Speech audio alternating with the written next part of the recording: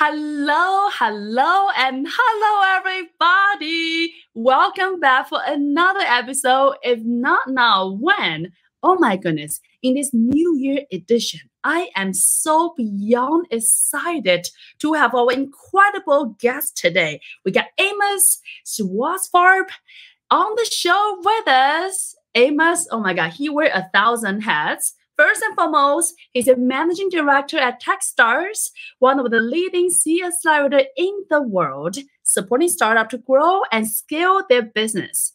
He's also the author of the best-selling book, Drum Rolls, Levers, and Sell More Faster. Wow. Not only he's a big man in the startup world, super awesome in Austin and nationally, with his own success in the startup. Another fun fact about him is Amos loves seeking adventure and pushing limits. He was passionate about adventure racing and ranked second in the nation twice and 20th in the world after competing in 2001 Echo Challenge. Wow, what a fascinating journey, Amos. I am so excited.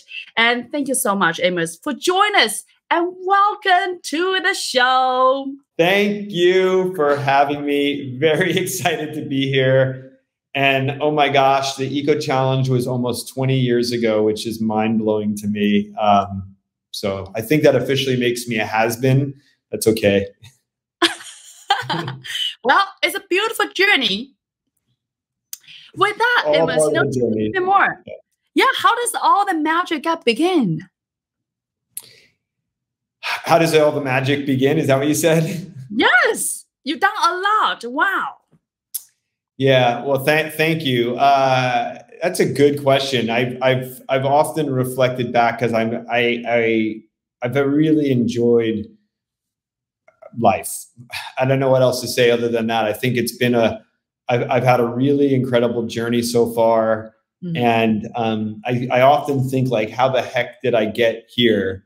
I was a poor kid in the Bronx when a kid in the Bronx from a poor family when I was growing up. And mm-hmm. I don't know how I ended up, I do know how I ended up in Austin, but it was a long, circuitous journey to get here, and a very, very fun one. And I think, when I reflect back, probably, maybe the couple of biggest things that were always on my mind, or maybe the number one thing that got me here, is I largely just trusted my gut and intuition, and to something that you said earlier, which is that I don't consider myself a very big risk taker, but I think a lot of other people do. When you look at the things that I've done, I'm pretty calculated in the things that I do, but I have certainly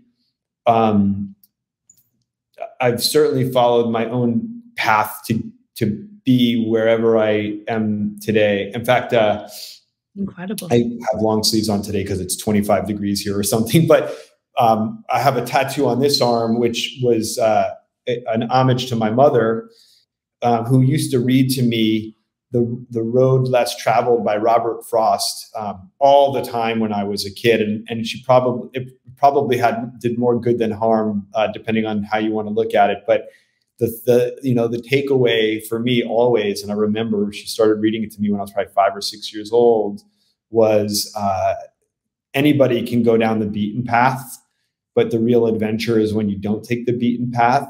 And I think it has meant a lot of different things to me over the years, but it has always meant something to me to either intentionally or unintentionally seek adventure, seek new things, seek learning. So the adventure seeking from the book, that's beautiful. Yeah. So Amos, tell us, how does it feel like growing up in Bronx, New York? Like you mentioned, you were, not coming from the fancy family with all the things ready. How do you, from that moment to here?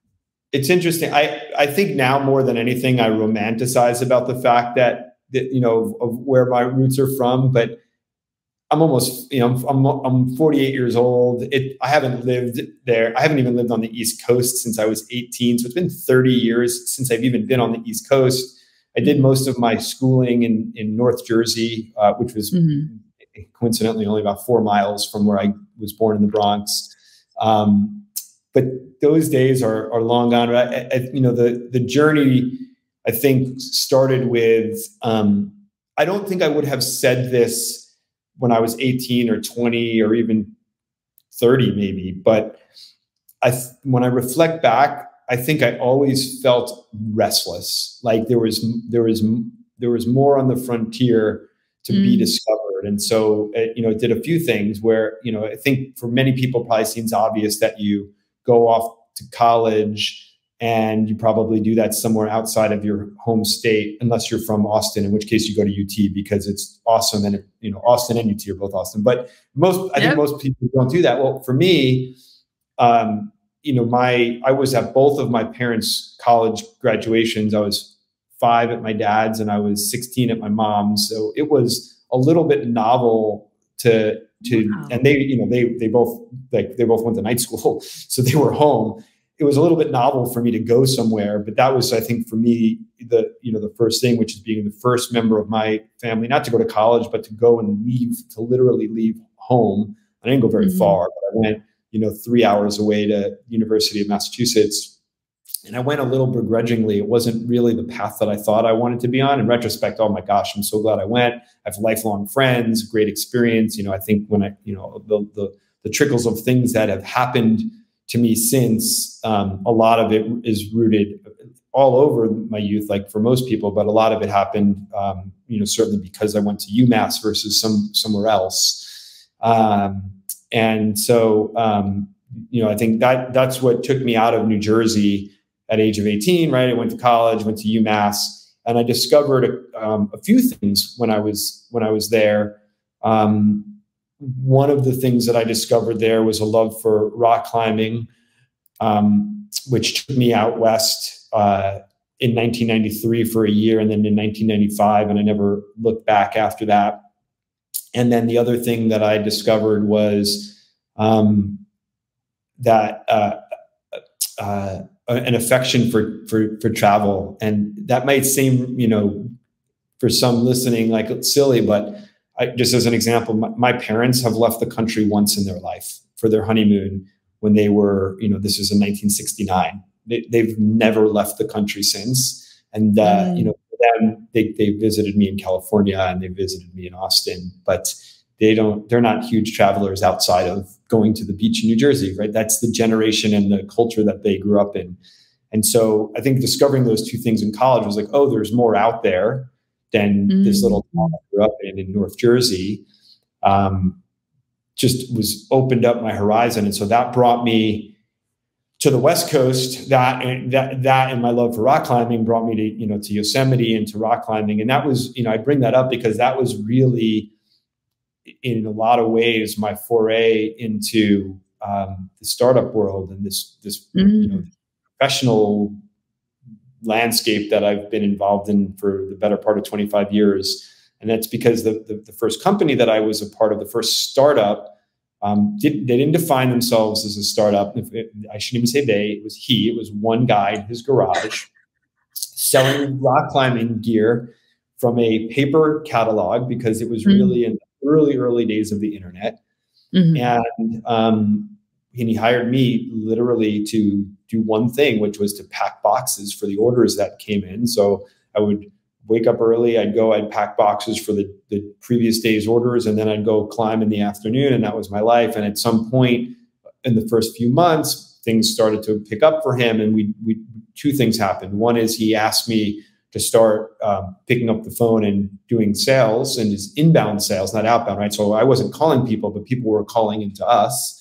And then the other thing that happened was I had a friend that I grew up with that I shared what I was doing, and she had this idea that we should take this catalog and we should put it on the internet and we should sell things on the internet. And to anyone listening, it's probably like yeah, of course you would do that. But in 1997, that was a very novel idea.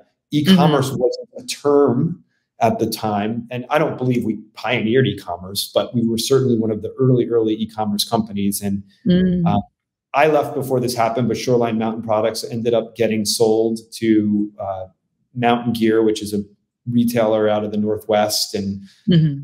that was my foray into the startup world and what could happen when you have a passion and a desire to change the world in some way. And I use those words very intentionally because I don't believe Tom Shores changed the world, but his view of the world that he was trying to change was, I want to do a better job delivering high quality rock climbing products to people who are looking for rock climbing products. That was it. That was the world he wanted to change. And so that with that as his vision, it made sense to experiment with things like bringing that online, to selling to Master. And so there's a few reasons I bring that up. One is because it was really a huge education for me in how to build a meaningful product that can be long lasting, right? Like even though the brand of Shoreline Mountain Products doesn't exist anymore, the flavor of what he did, what he created, is now prevalent all over the place. And, it's only in reflecting back that I can do this, but I take that and other pieces from some early things in my career, which is how, Trevor and I came up with the concept of putting the framework around levers together. It all starts with a vision of how you believe you're going to change the world and your desire to do so and your passion and obsession in doing so. I love that. Talk about passion and obsession. Amos, I'm curious, do you always know your passion and your obsession, or does it evolve along the year? I think at this point in my life, I can identify it much quicker consciously than I could have at other points in my life. I think at other points in my life, I would find myself in the midst of something and then realized that I was obsessed. Brad Feld, I'm going to call him out for a second. He uses these words very differently, passion and obsession. And I really appreciate the way that he thinks about it. It's one thing to be passionate about an idea, but passion is a passive word. But when you're obsessed with something, you're in the middle of it and you're doing it and you can't stop doing it. And so one of the things he says, and I actually believe, and I'm trying to adopt myself, is looking for entrepreneurs that are obsessed. It's one thing to be passionate. It's another thing to be obsessed with the idea. I love that flavor. Wow. I never thought about passion as a passive term, versus obsessed is like I'm actively seeking it, which is beautiful as that. I love it. So now, Amos, we know how do you start the startup world. Now I'm curious, what fascinates you about startup and why do you stay? Because after the first venture, right, you go on do another, 5, 6 others. Like, what made you remain in the startup world? Yeah, and I've sworn it off after almost every single time, with the exception of Shoreline Mountain Products, which I don't think I did. It took me like probably 6 or 7 or 8 years to realize like what I was a part of. It just was a thing at the time. I've sworn it off almost every time because I think being a founder, being an entrepreneur, starting a company, being in an early stage company, it's a really hard and painful journey. And it's often very romanticized. And really the romance doesn't happen until you're out of it for a couple of years and it's over, whether you won or lost. Which is, going back to, sort of what we were just talking about, passion and obsession. And I think the reason that I keep finding myself in it over and over again is because I get obsessed with an idea or a concept, or sometimes just working with a group of people that have a common goal. But it's that obsession where I find myself in the middle of something, maybe in the middle, a month in or 6 months in or 2 years in, but all of a sudden I'm like, oh, so this just happened again. And the only time that I've ever been intentional about it, I failed, which was the very last company that I tried to start before I joined Techstars, which was Joust. It's the only time I failed was when I said, okay, I've done this a bunch before. I must know what I'm doing. Here's some people. Let's come up with an idea and let's go do it. So for some people that might work. For me, that doesn't work. And it's why, again, I wasn't really trusting my gut. I was trying to rationalize myself into doing something because I felt like an expert, which I actually don't know that there's such thing as an expert in startups because everyone is completely new and different from the last one. But that's really it. And I think that the other thing that I've learned over the last, well, really probably almost 20 years at this point, 18 years, is I don't function well, or at least when I was younger, I didn't function well in a big company. I have too much energy. My opinions are really strong. Not always right, and I'm okay with that, but they're really strong. I can sometimes in larger groups come off a little abrasive when really it's just my obsession coming out. And so historically, when I have found myself in a bigger company, like when Hot Jobs got acquired by Yahoo, when .com got acquired by Rich Donnelly, when Black Locust got acquired by Home Depot, I just don't function well. I get almost like itchy. And so by the time Black Locust came around and Home Depot bought us, they gave me an option to stay. And I was like, yeah, no, it's not my world. And, if I'm being really transparent, you're catching me on a day where I'll be exceptionally transparent. I think Techstars is an interesting place because we're going from startup and we're going through those similar growing pains, but I'm also in a very different place in my life now with a family. So beautiful. Wow. There's so much to unpack here. And, Amos, I really wanted to make sure I hear you correctly. You said you have so much successes, but one last startup you did was a quote unquote failure, which I really don't believe failure. You said it's only because you thought you have all the right elements, but you did not listen to your own gut. Can you elaborate more about that? I'll try to describe it in the simplest way possible. And I've reflected on it a lot. And I think it's not complex from a perspective of understanding, but there's just so many moving parts. The way that Joust came about was we had just sold Black Locust, and I thought about taking a bunch of time off, and I didn't know what I was going to do next. I really had no idea. It kind of happened very suddenly. And I was approached by a friend of mine who had this idea to start a company called Joust, which was essentially a virtual betting app on anything. So different than like a FanDuel or a DraftKings. It was, you could bet on anything, virtual currency. And rationally, it made sense that he and myself and our third co-founder, John Cristiano, came together to do this. Because John had a pretty good gaming background and a great design background. Tim is an avid gambler, not in the bad sense, or at least I don't believe so, where he's gambling his house away, but he plays a lot of poker and understands that world really well. And he's been a successful CEO a couple of times. John was also a successful entrepreneur. I've had a bunch of experience and success, and it made sense that the three of us together could figure something out. And I resisted it for a couple of reasons with Tim in the first few months when he was courting me. One was that it was really a B2C company, and that's not where my core experience lies on the sales front, which is what he really wanted me for, sales and fundraising. And so in his thought was, and the way that we approached it was, well, this could be a hybrid between B2B and B2C. Reflecting back 7 years later, like I do tell all the companies in my portfolio, don't ever do that. I don't think it works. It's you're competing with yourself. So there was that. There was the, from a passion and obsession perspective, I didn't really care about the thing that we were doing. I don't gamble. I don't bet. I'm not a gamer. I don't know consumer very, very well.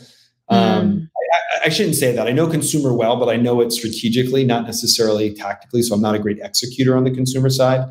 And I really liked Tim as a friend, and we're mountain bike buddies. I didn't know John, but I rationalized, and Tim helped me rationalize into why this would work.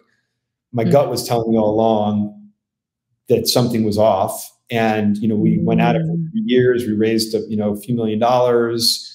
And I was able to bring in some really great early customers in ESPN and Fox and MTV, but we didn't have a sustainable product. And we kind of we did a lot of things wrong. I mean, like retrospectively, you know, the list of things we did wrong was massive. But at the end of the day, what it came down to was when things really got tough, I wasn't obsessed enough with the problem to be able to solve the little or big problems that were popping up along the way. And I think John was in the same camp. Interestingly enough, Tim, the company never actually shut down. Tim continues to try to do something with it. And I'm glad that he is. And maybe he'll be successful one day. Still working on it. So what is the biggest takeaway, you know, from your perspective that our, you know, founders can learn from that? I would say for me, and it may be different for others, although I would argue it's probably not for most, for me is being really honest with yourself about how you feel about the thing you're doing versus the idea of being a founder. And it's one of the things with my work at Techstars that I come in contact with a lot. And I'm wrong sometimes on this, but I really try to screen for, which is the founder obsessed with being a founder, or they obsessed with the thing that they're trying to accomplish? And if it's the former, they're not a fit for me. They still might be successful, and they may be a fit for another Techstars program or for some other investors, but for me, they're not a fit. If they are completely obsessed with the thing that they're trying to solve, much more in line with how I think about the world. Because if they can become obsessed, there's much more likelihood that I can be obsessed with them because I'll feed off of their passion. Yes. Wow. You know, Amos, first of all, thank you so much for being so honest and transparent, sharing our experience. And I really love the distinction you just said about, are you obsessing with being a founder because it sounds so sexy and rainbow and sunshine because it's way awesome, of course, or are you actually obsessing with the idea, with the product, with the solution, which is, I think, makes such a huge differences. And therefore, when I'm thinking about the lever, the 3W, I was like, wow, that makes so much sense. Because when I read the book, I was like, this is mind-blowing. How can I did not think about this before? So can you tell us a little bit more about that and how your perspective about really, running a successful business and how's that all fitting together with obsession and 3W and more? Well, thanks. I will. And I'll add to that too, something you said earlier, and I agree with, which is there really aren't any failures. And, when I call Joust a failure, I say that very intentionally because I want founders that are listening to be comfortable with the fact that not everything works out regardless of how much experience you've had, right? Like this company was not successful while I was there. It's still not successful, but it wasn't successful while I was there. And, but I agree, it was not a failure. And I say that as sort of a way to lead into your question. The book Levers came from a lot of different places. And one of the things that really helped it all come together, and separate from that, but also some of the work I do at Techstars with founders was the experiences of the Joust. Like all the things that I thought we knew after 20 years of being successful at 5 different companies to that point, and still screwing up and why, right? And looking back and saying, what were the things that we could have done differently? We may, I'll get into the root of your question, but had we gone through the Levers process at Joust, we still may have not been successful, but I am positive we would have either figured that out much faster and much cheaper. And I also think we would have been set up much better to have the potential to be successful in some way versus our pie in the sky idea, which was way too broad and too vast. I mean, I can tell you like specifically, this is like the day that Trevor and I decided to write Levers and how it came about. And it's hard to describe everything that led up to it. A lot of it is the stuff we've talked about to this point. But the day, and Trevor and I remember this day pretty similarly. We were sitting in the Techstars office, and Sell More Faster was out. It had already been a bestseller. I said I'd never write another book again, not because it wasn't a great experience. It wasn't a thing on my bucket list. I did it, so great. That was a whole different story of how that came about, but it was kind of an accident. And Trevor and I were reflecting on all of the things that both of us had done over all of our careers, the things that had made us successful, the things that hadn't worked, what were the similarities and differences. And we'd already been using every component of the levers framework, even before Techstars separately. I mean, and in fact, W3 was born out of my work at business.com, and the revenue formula is something that came out of eBay, right? So they're not even, they're old concepts. And what Trevor and I were talking about, and we had already started to take our work and implement it inside of Techstars for the benefit of our founders, and we saw it starting to work.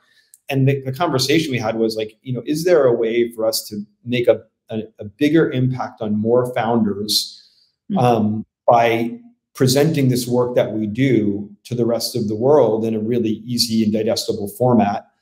And I had the idea of, I said, look, why don't we write a book together? And he's written a couple of books as a ghostwriter before, and he's edited a whole bunch of books. And we both sort of were like, well, it's a lot of work. Don't know that we want to go at it alone, but better if we're together. How do we make this even more valuable? And so we thought, okay, we already work with Cody Sims on this part of the framework because he's awesome. We already work with Troy Hennicoff on this part of the framework. And Troy is, I would say, certainly nationally renowned, but world renowned for his ability to teach and understand financial modeling. And they're friends of ours. And I said, well, what if we could get these guys to work with us on this, project? And we all went at it together. You and I will take on the bulk of the actual formation, production of the book, and they can write the chapters that are relevant to them. And so, I called them both up, threw the idea at them. They were both like emphatically yes. I think, one, an easy way for them to be authors on a book where they really just have to write a little section on the thing that they already know really well. And I think there's an important aspect here for me on both of the books. But it came together really, really fast from a conceptual perspective. Once we all were agreed, we all went sit out and wrote our chapters. And because, and this is one of the big learnings was, because this is stuff that we'd all been doing for 20 years each, writing a chapter was not hard, right? I sat down and wrote, each one of my chapters in about an hour and a half. Doesn't mean that the editing was hours on top of that, and it was the same thing with Somewhere Faster. So here's the note on that, right? Like people asked me when Somewhere Faster came out, similar, like, hey, how long did it take you to write this book? And my answer was always like, well, it depends on what you mean. If you mean how long did I sit down at a keyboard and actually write it? Well, every chapter took me about 6 hours, and there were 6 chapters in the book. That was it. Lots of editing beyond that, but like the actual version 1. But the part that was, I think, more relevant is it's 20 years of experience that made me able to do that. And so when you think about, an author who is an author, someone who is literally an author, and that's their job, and they want to go tackle a new project, right? Think of Malcolm Gladwell, right? Like he wants to go write another book. He's going out and he's doing maybe a couple of years of research in order to sit down and write on that thing. Our version of that was 20 years of hands-on experience. So I don't even know that I have another book in me. I don't know what I would write about. So I don't know. Does that answer your question? I feel like I rambled. Yeah. Wow. Beautiful. I love that. So everybody, if you're listening, it's now still the time to get the book, which is fascinating. Oh my goodness. 20 years of experience. I love that. By the way, we just fell off the bestseller list, so help get us back on. Yes, now is the best time. Everybody, new year, new you, get the book. With that, Amos, I would love to, circle back with you. And in this journey, you have taken on, which is just so fascinating. You have, taken so many different roles in multiple different success startups. I'm curious, what is your definition for success? And with that, do you think you are successful today? I don't know. You got 4 hours to talk. I do. Yeah, my definition of success has changed over the last, a lot over the last couple of years. I used to really firmly think that success was a destination, And I still am. I'm a very goal-oriented person. And I realize very much, and I always have, that sometimes goals are actually waypoints to another goal. But I've always looked at, well, if I reach this thing, I've been successful. And if I don't reach that thing, then I'm not successful. My definition has changed over the last couple of years as I've reflected for a lot of reasons. One is I've reflected on my life, and for one thing. Two, as I realized that when I'm in that mindset, it's harder to smell the roses, and the roses are actually what matter in life to me. And so, I think my definition of success today is to be able to be acutely aware of the things around you while you're on the path to whatever it is you're trying to achieve, fully acknowledging that the thing you're trying to achieve may change or may not be achievable. And if you can learn and have great experiences along the way, then it's been a success. And so when you ask me if feel like I've been successful in my life, I would say I'm still very much on that journey. I feel like to date, I have lived a really fun life. I have done lots of really, really cool shit. Like most of the stuff I don't talk about, but when I think about some of the places I've been, some of the things that I've done, some of the experiences I've had, some of the people I've gotten to spend time with, my trepidation isn't around whether or not I have been or will be successful. It's how do I continue to live a life that's as full going forward as it has been to date. I think what makes it even more challenging is when you're in the moment, like none of those things that I've experienced did I realize what a big deal I would think they were 5, 10, 15, 20 years later, right? It's often in retrospect. So how do you get more, how do I become more aware in a moment of like, wow, this moment is a really special, precious thing. Like enjoy it for what it is. Yeah. That's so I think to date I've been successful, and I hope that this is not the end of the journey, but just somewhere in the first third to half of it. Yeah. Wow. I love that, Amos. Smell the roses is not just about the destination. And, you mentioned that, no pressure at all. You mentioned you've done a lot of cool things that, people oftentimes don't know. I'm curious, what is one cool thing that, you wish people know about you that you oftentimes people don't know about you? Well, you've asked me two questions. What is one thing that I think is cool, and whether or not other people know? I don't know that. That's two questions.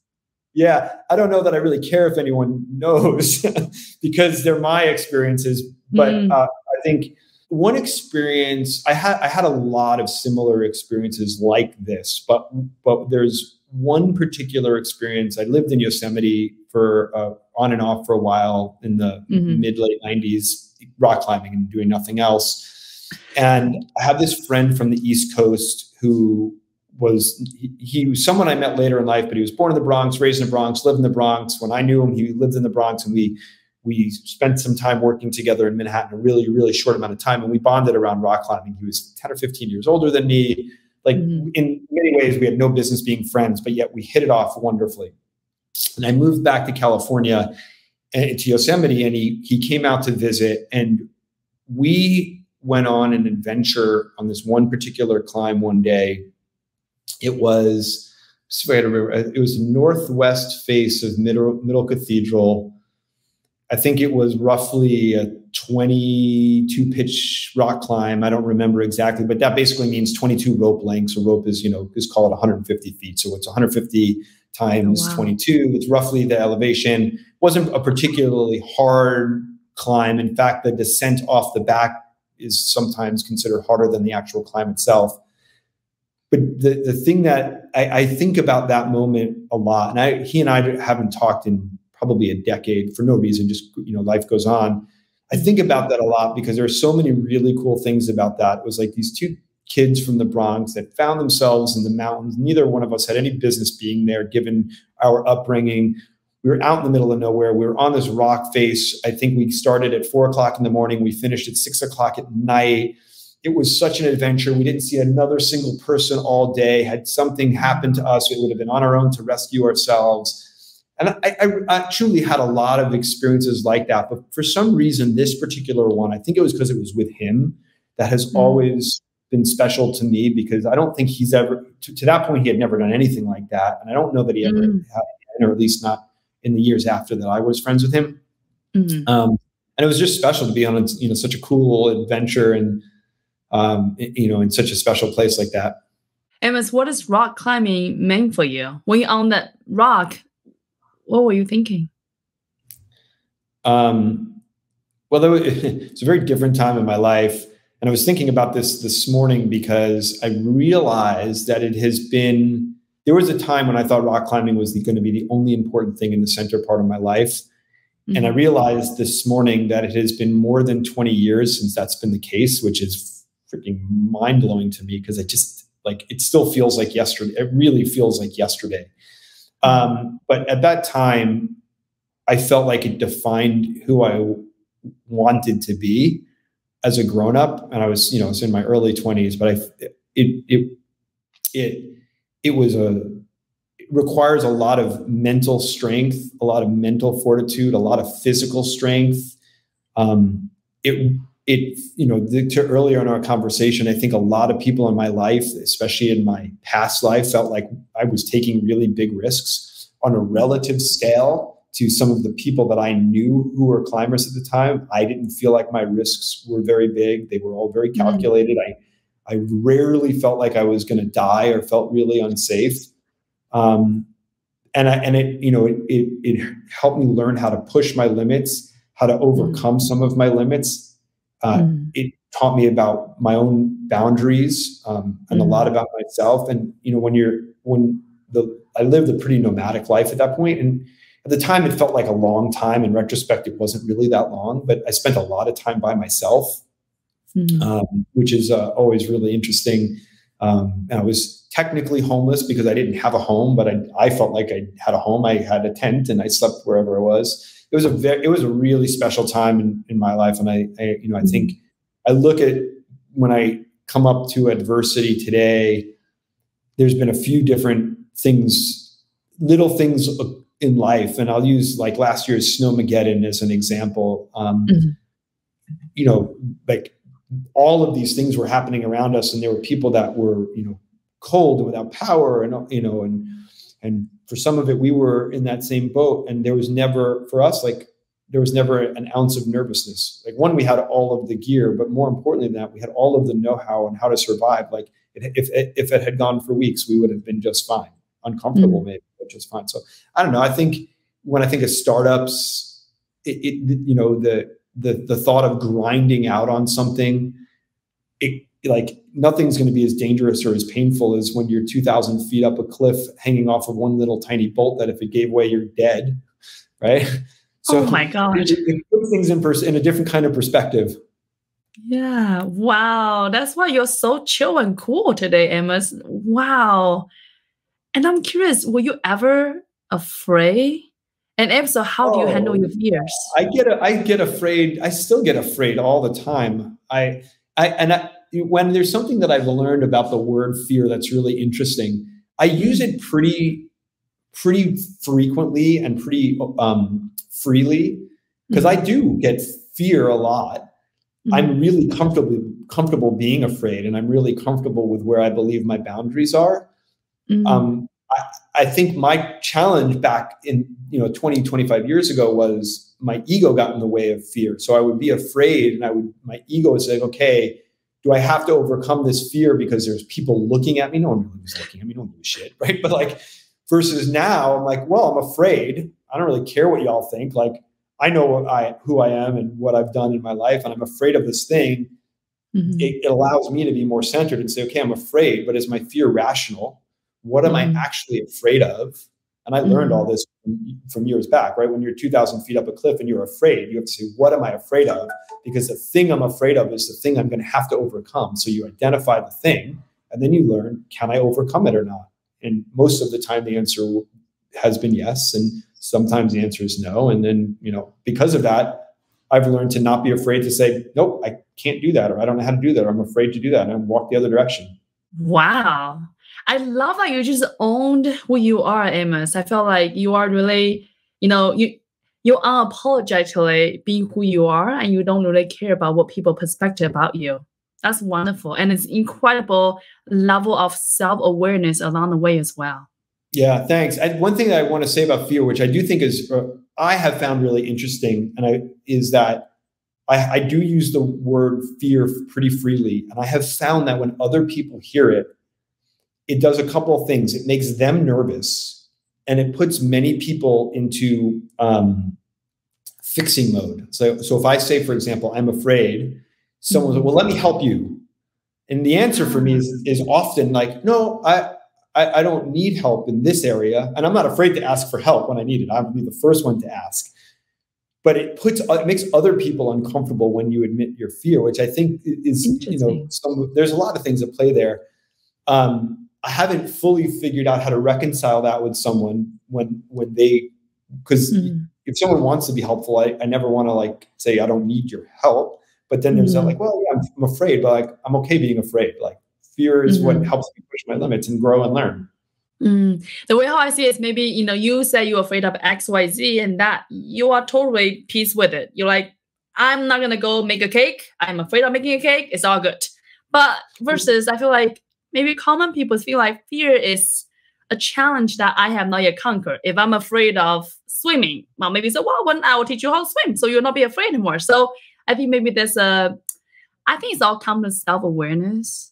I think it's about who you are, and you know who you are. Therefore, you don't need to be quote unquote not. I don't want to use the word fixed, but you are perfectly fine the way you are, and I think that's a beautiful self-confidence. And well, that's super kind of you, and also I think that's a journey. Also, I think I know a lot about myself, but I also am. Like literally every day, I'm uncovering something new about myself. And your whole fear thing is like for me.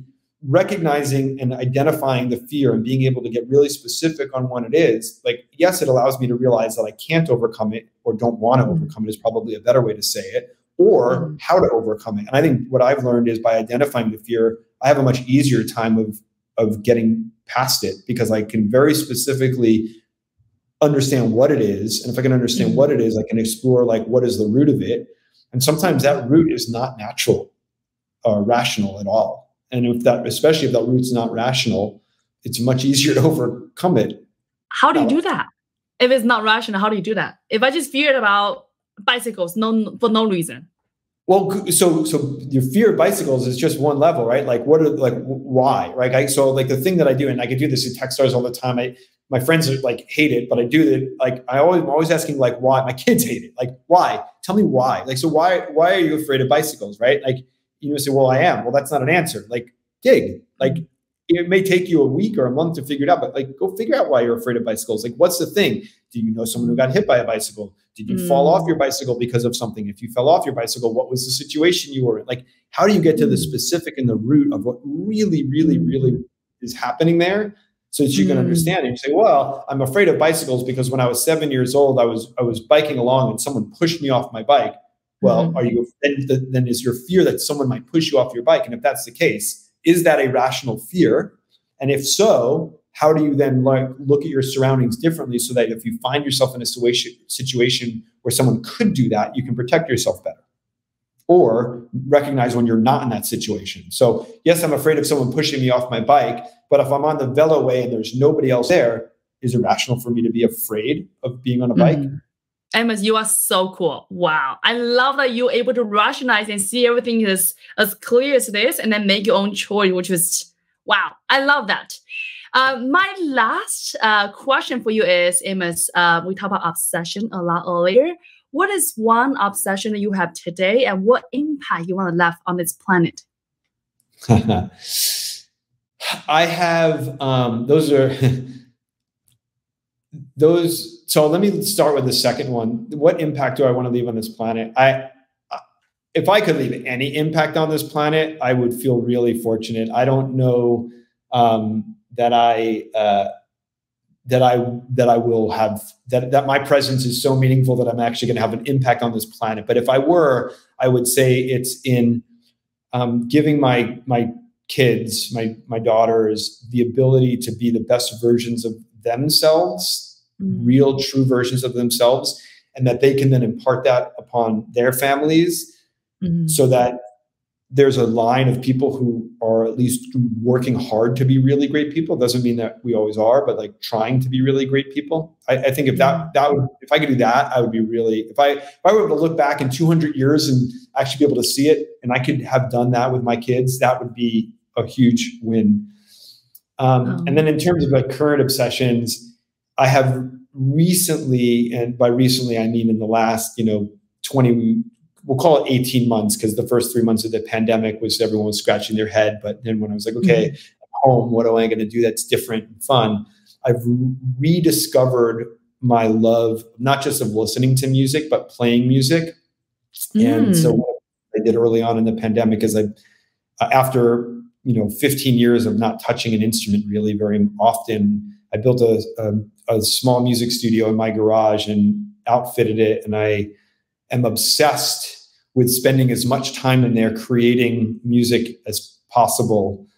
And it is borderline a problem now, because I won't sacrifice time with my family. I have a responsibility to my day job, and I do a lot of stuff around self-care and fitness. And so the only time that I can really have time to do that is when I normally would be sleeping.